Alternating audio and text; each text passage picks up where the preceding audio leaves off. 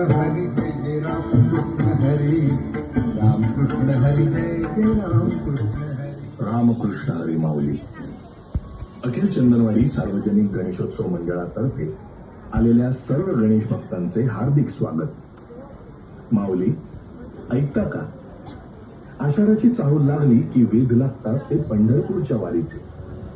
विठुरायाची सारी लेकरं टाळ मृदुंगाचा ताल धरत हरिनामाचा गजर करत एकत्र येतात आणि सुरू होते विठ्ठलाच्या भक्तीची वारी.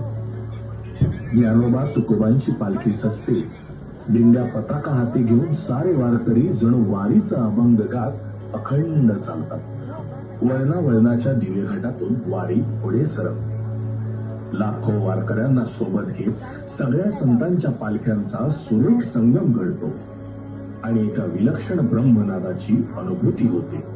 माऊलींच्या पालखीभोवती मानाच्या अश्वांचे रिंगण पार पडते आणि ज्या मातीतून माऊलींचे अश्व रिंगण घालतात ती माती भाळी लावण्याची धडपड सुरू होते. नीरा चंद्रभागेच्या पाण्यात माऊलींच्या पादुका नावून निघत वारी पोचते ते विठुरायाच्या पंढरपुरात आणि लाखो वारकऱ्यांना एकच ओढ लागते, ती पांडुरंगाच्या दर्शनाची. मंदिराच्या गाभाऱ्याजवळ येऊन हात आपोआप जोडले जातात. डोळ्यांच्या कडा ओलावतात. स्वर्ग सुखाची अनुभूती होते.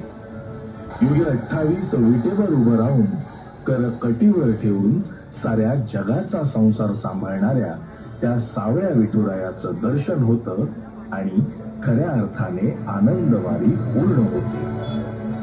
आज या चंदनवाडी नगरीत आपला विठुराया गोड गणपतीच्या रूपात आकार घेऊन इथे त्याच्या गाभाऱ्यात उभा आहे.